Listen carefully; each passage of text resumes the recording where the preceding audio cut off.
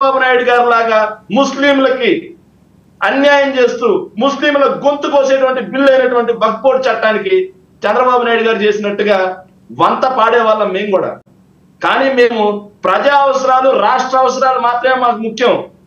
చంద్రబాబు నాయుడు గారు లాగా లాలూచి రాజకీయాలు, కేసులకు భయపడి వాళ్ళ కాళ్ళు పట్టుకునే రాజకీయాలు వైఎస్ఆర్ కాంగ్రెస్ పార్టీ ఎప్పటికీ లేదు, జగన్మోహన్ రెడ్డి గారికి ఎప్పటికీ లేదు. ఇక మా చెల్లె అరుణ మాట్లాడుతూ బాగా నవ్వొచ్చింది సార్ నాకు. ఎన్డీఏ కూటమిలో ఉన్నాం కాబట్టి బీజేపీ కూడా తెలియజేయాల్సిన అవసరం ఉంది, మేము కూటమిలో ఉన్నాం కదా ఉండొచ్చేమో అని చెప్పి మాట్లాడు. సో నాకు నిజంగా నవ్వొచ్చింది. నిన్న అన్నా క్యాంటీన్లు ఓపెన్ చేశారండి. ఆగస్టు 15న అన్నా క్యాంటీన్లు ఓపెన్ చేశారు. ఆ అన్నా క్యాంటీన్లు ఓపెన్ చేయడమే కాకుండా అది నెలకు 53 లక్షలు అవుతుంది, సంవత్సరానికి 166 లక్షలు అవుతుందని పేర్కొంటూ ఆ 166 లక్షలు నేను భరించలేను, సో ప్రజలు విరాళాలు ఇస్తే మాత్రం ఈ పథకం నడుస్తుంట. 166 కోట్ల రూపాయల బడ్జెట్ ఉన్నటువంటి అన్నా క్యాంటీన్లకి భరించలేనంట రాష్ట్రం. ఇక సూపర్ 6 సంగతి దేవుడు ఎరగాలి. 166 కోట్లతో ఒక పథకాన్ని నేను చేయలేను, ప్రజలు విరాళాలు ఇవ్వండి అని చెప్పి అడిగే చంద్రబాబు నాయుడు గారు సూపర్ 6 ఇంకా దేవుడు ఎరగాలి. సో ఈ అన్నా క్యాంటీన్ల ఓపెనింగ్ లో డొక్కా సీతమ్మ పేరు పెట్టండి అంటే ఎక్కడ పెట్టిన దాఖలాలు లేవు సార్, అన్ని అన్నా క్యాంటీన్లే.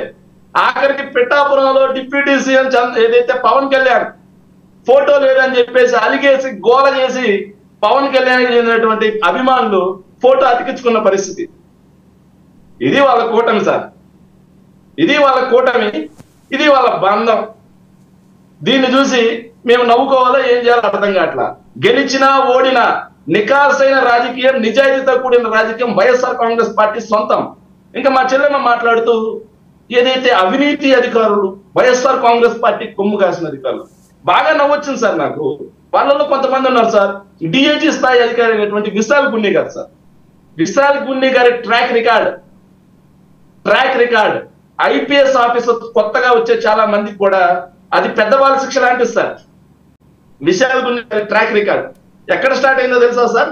ఏజెన్సీ ప్రాంతంలో ఏఎస్పీగా స్టార్ట్ అయ్యి కాకినాడలో రౌడీజాన్ని సర్వనాశనం చేసి పెట్టేశారు. రౌడీజం అనేది లేకుండా చేసి పెట్టారు కాకినాడలో. 2019 ఎలక్షన్స్ లో ఒక్క చిన్న గొడవ జరగలేదు సార్ తూర్పుగోదావరి జిల్లాలో విశాల్ గున్ని గారు ఉన్నప్పుడు. గుంటూరులో ఏం చేశారో చూశారు, నెల్లూరులో ఏం చేశారో చూశారు. అలాంటి విశాల్ గున్ని గారి కింద ఒక జనసేన పార్టీ అధికార ప్రతినిధి వచ్చి ఆరోపిస్తుంటే నాకు నవ్వు వస్తుంది. వాళ్ళ సంకుచిత మనస్తత్వానికి సిగ్గుపడాల్సిన వచ్చింది సార్.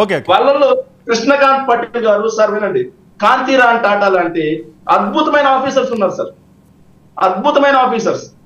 వాళ్ళు ఎక్కడ పోస్టింగ్ ఇచ్చినా చట్టానికి లోబడి, రాజ్యాంగానికి లోబడి, ఐపీసీకి లోబడి పనిచేసే అధికారుల మీద కూడా రాజకీయ రంగు పులినటువంటి వీళ్ళ నీచ సంస్కృతికి శ్రద్ధాంజలి సార్ నిజంగా. అరుణ గారు నవ్వు ఆపుకోలేకపోతున్నారట మీరు మాట్లాడిన అంశాలకి. శేఖర్ రెడ్డి గారు సార్ వినండి 1 మినిట్ సార్, నాకు కంప్లీట్ గా 1 మినిట్ అన్నాను sir. 1 minute sir, 1 minute sir. నిజంగా నేను ఈ రోజు మీ ద్వారా జనసేన వాళ్ళు నేను మాట్లాడుతున్నాను సార్. రాష్ట్రంలో ఈ రోజు పరిస్థితి ఏంటి, వాటి గురించి మాట్లాడండి. అసలు రాష్ట్రంలో ఈ రోజు ఆరోగ్యం అటకెక్కింది. సీజనల్ డిసీజులతో, డెంగ్యూలతో అందరూ హాస్పిటల్స్ పాలైపోయారు. చూస్తే ఎక్కడ కూడా వైద్యం చేసేది ఎక్కడ చోట మందులు లేవు, సర్జికల్ కిట్లు లేవు, ఆక్సిజన్ సిలిండర్లు లేవు, ఆఖరికి రక్త నమూనాలు ఏదైతే డెంగ్యూ ద్వారా రక్తం మొత్తం ప్లేట్లెట్లు పోతుంటే ఆ ప్లేట్లెట్లు లేవు. అల్లో రావణ అని చెప్పి రాష్ట్రం మొత్తం ఈ రోజు వైద్యం లేక అల్లాడుతా ఉన్నారు సార్. ఏజెన్సీ ప్రాంతం అయితే మరీ దారుణంగా ఉంది. కనీసం పారిశుద్ధ్యం మీద దృష్టి సారించాల్సినటువంటి పవన్ కళ్యాణ్ గారు పంచాయతీరాజ్ మినిస్టర్ బ్లీచింగ్ పౌడర్ చల్లడానికి డబ్బులు లేవంటారు. తెచ్చిన 30,000 కోట్ల అప్పు ఏమైంది సార్? 30,000 కోట్ల అప్పు ఏమైంది? ఆఖరికి సార్ ఈ ప్రభుత్వం ఎంత కక్ష సాధింపు అంటే ఐపీఎస్ల మీదే కాదు సార్, రాష్ట్ర ప్రజల మీద కూడా కక్ష సాధింపు సార్. జగన్మోహన్ రెడ్డి గారు అధికారంలో లేనప్పుడు సార్ మదనపల్లి, పాడేరు, మార్కాపురం, పులివెందుల ఈ 4 కాలేజీల్లో ఈ 4 medical college 5 medical college sir. ఈ 5 మెడికల్ కాలేజీలు పూర్తయిపోయి సో ఒక్కొక్క కాలేజీకి 100 చొప్పున 500 సీట్లు రావాలి సార్. 75 ఏదైతే ఆల్ ఇండియా 75 సీట్లు ఆల్ ఇండియా వాళ్ళకి ఇచ్చేస్తే 425 సీట్లు ఏపీ విద్యార్థులకు రావాలి. దాన్ని కూడా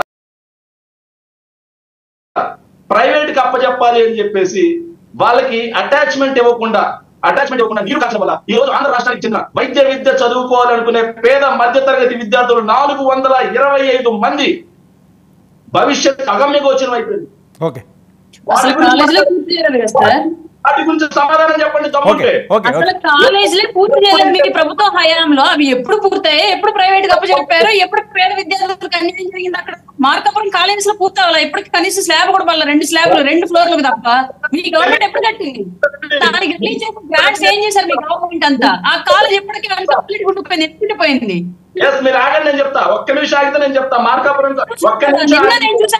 వెళ్ళి వస్తా మార్కాపురం కాలేజ్ చూసొచ్చాను నేను. ఎందుకు ఇప్పుడు దాకా జాబ్ ఏం చేశారు? 5 ఏళ్ళు ఏం చేశారు? ఒక్క నిమిషం ఆగండి మేడం, నేను చెప్తా. ఆగండి, ఒక్క నిమిషం ఆగండి మేడం.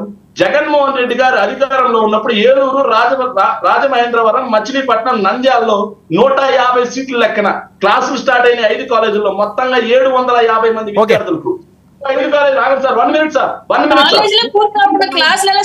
అసలు కాలేజీలే 100% కంప్లీట్ అవ్వకుండా క్లాసులు ఏంటి, సీట్లు ఏంటి అన్నది రాలేదు, తీసుకోలేదు. క్లాసులు ఎలా స్టార్ట్ చేశారు, అడ్మిషన్స్ ఎలా రన్ చేశారు మాకు అర్థం కావట్లా. వినండి, ఒక్క నిమిషం వినండి, నేను చెప్తా, తర్వాత మీరు ఆన్సర్ చెప్పండి. వినండి దయచేసి. సార్, జగన్మోహన్ రెడ్డి గారు గత ఏడాదిలో ఏలూరు, రాజమహేంద్రవరం, మచిలీపట్నం, నంద్యాల సార్, ఈ 5 కాలేజీల్లో ఏదైతే విద్యార్థులకు మొదటి ఏడాదికి సంబంధించి lecture hall, labs, hospitals, canteens అన్ని పూర్తి చేసి వాటికి బోధన ఆసుపత్రులను కూడా ఏర్పాటు చేసి క్లాసులు గత ఏడాదిలో స్టార్ట్ అయ్యాయి 5 మెడికల్ కాలేజీల్లో. వీళ్ళకి తెలియకపోతే ఏపీ కాకుండా ఏదైతే ఆల్ ఇండియాకి సంబంధించి ఎన్ఎంసి, నేషనల్ మెడికల్ కౌన్సిల్ అని చెప్పి ఒక వెబ్సైట్ కొట్టి చూస్తే వస్తుంది. ఈ ఏడాది కూడా సార్ 1 మినిట్ లో కంప్లీట్ చేస్తుంది. ఈ ఏడాది కూడా మదనపల్లి, పాడేరు, మార్కాపురం, పులివెందులకు సంబంధించి 5 చోట్ల ఏదైతే జగన్మోహన్ రెడ్డి గారు అధికారంలో ఉండగా అక్కడ సెకండరీ కేర్ హాస్పిటల్స్ అప్గ్రేడ్ చేసి బోధన ఆసుపత్రులుగా మార్చి. శాఖర్ రెడ్డి గారు దీని మీద ఒక స్పెషల్ డిబేట్ పెడదాము. మీరు కంటిన్యూ దీని మీద అంటే ఇప్పుడు వాళ్ళకి సమయం లేదు మీకు చెప్పడానికి సమాధానం. సార్ 1 మినిట్ కంప్లీట్ చేస్తాం ప్లీజ్. సో ఇక్కడ సంబంధించి సిబ్బందిని రిక్రూట్ చేసుకోవడానికి జగన్మోహన్ రెడ్డి గారు ఎగ్జామ్స్ కూడా పెట్టిన తర్వాత ఎలక్షన్ కూడా వీళ్ళు వాళ్ళని రిక్రూట్ చేయకుండా ఏమైంది సార్ తెలుసా సార్? ఏదైతే ఎన్ఎంసి, నేషనల్ మెడికల్ కౌన్సిల్, మీరు నాకు అప్పచెప్పండి కనీసం 50 సీట్లతో అయినా ఈ సంవత్సరం మేము సీట్లు ఏర్పాటు చేస్తాం ఈ కాలేజీలో అని చెప్పి ఏదైతే ఈ నెల